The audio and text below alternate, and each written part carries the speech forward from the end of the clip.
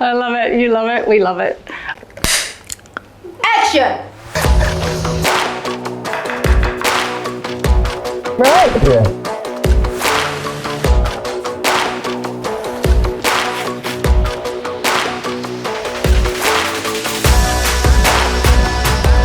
Here on the island on local transport. These veggie patties smell amazing. Oh my God, they're so good. Okay, see ya.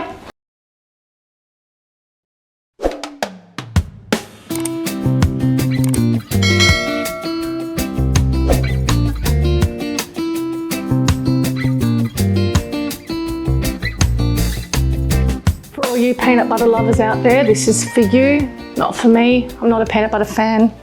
Wait a minute, I am in one of my beautiful satay sauces. No, I'm not, that's almond butter. Where am I? Oh, in my sexy nutty, beautiful smoothie in my first cookbook, Plant-Based Love Stories. Yes, I'm a peanut butter fan with that.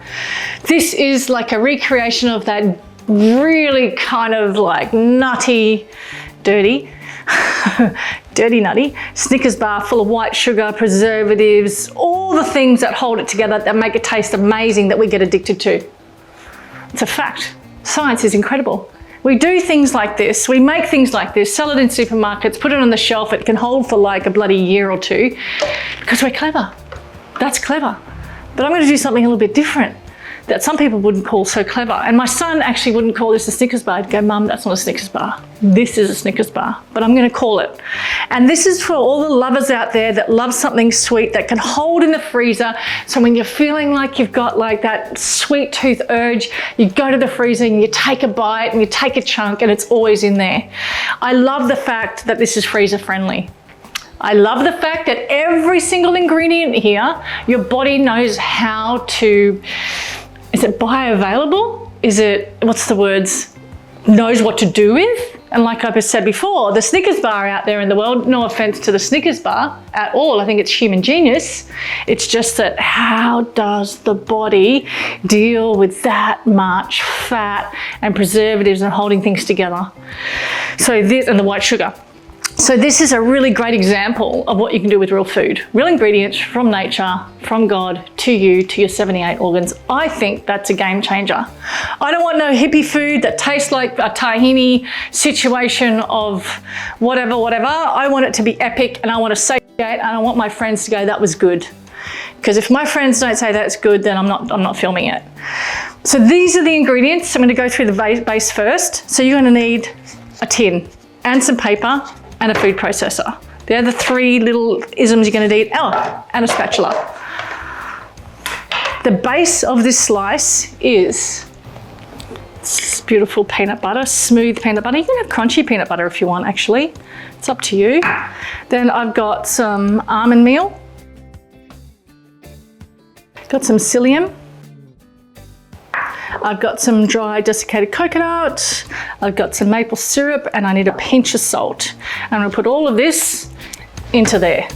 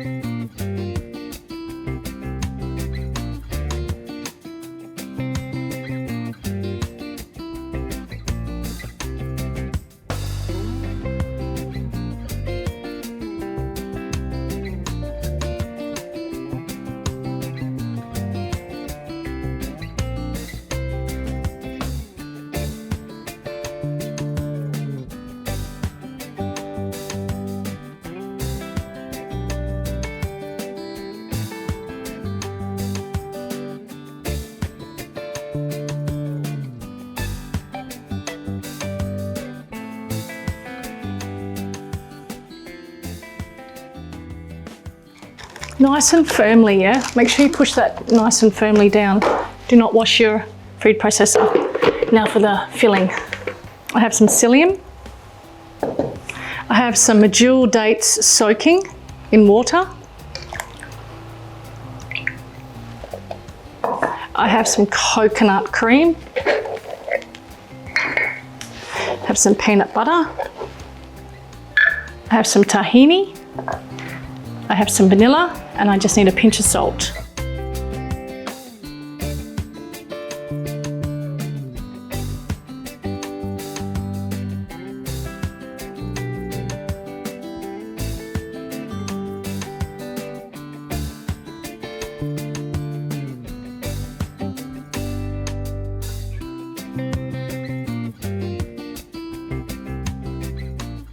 I love these quick recipes. They're actually a game changer. Really, if you have ingredients like this on your pantry shelf, this is what you tend to gravitate to, and this is what tends to serve your organs. And this is what it's all about. We're not about being healthy or trying to be vegan or trying to be vegetarian or keto. I don't care. I'm about amping up the plants in your world. And the more you have in your pantry that serves your ultimate health, that's your inner health contract, something beautiful happens. The orchestration of intelligence, which is our organs, know exactly what to do. That's a beautiful thing, as well as celebrating your sweet tooth naturally, because there's nothing like a little bit of a sweetie. So I'm going to process this till it's all broken down, especially the dates. And soaking those medjool dates just makes them a little bit softer.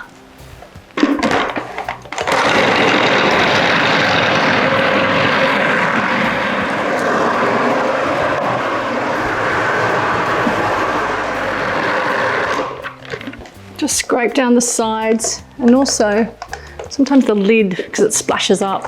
Okay, just making sure everything from the sides, yeah, all that coconut cream is splashed up the top there. Okay. Okay, another bit of a whiz, another bit of a process. It's a good time to taste this now, because if you feel like you need to add more sweetener in this, you go right ahead. For me, it's okay. Oh, it's very nutty. You can add more maple if you want to. It's up to you. But I think a lot of melted chocolate on top would be super cool. I reckon that'd be exquisite. So if you wanted to add more maple in, please go ahead, or rice, malt sugar, whatever you're into to add in there, but just about a tablespoon. I think that's enough.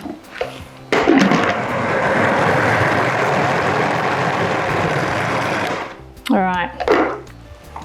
This is going to go on top of our base and then straight into the freezer to set. And then I want to chop up some roasted fresh peanuts and melted chocolate on top.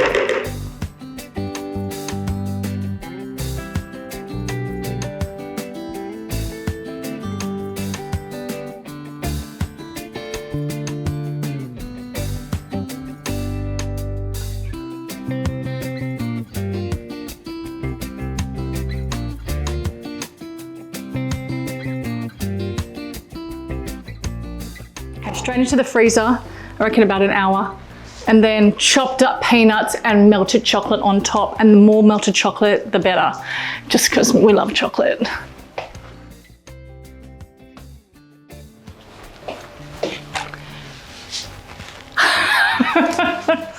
I love it, you love it, we love it. All right, this is set, have a look. Nice and hard. Love it. So we need some freshly roasted peanuts, which we have. You can roast your own, it's up to you.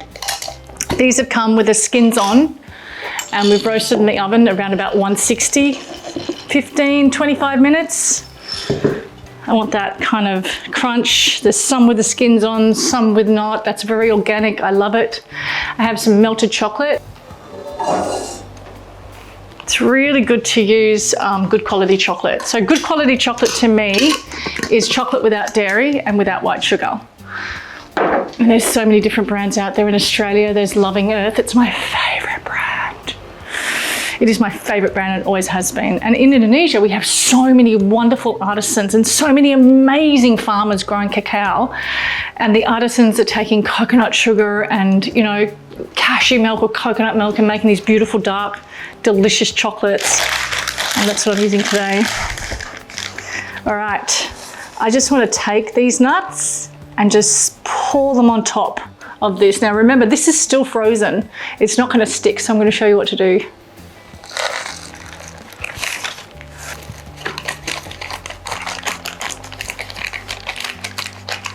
Just pushing down.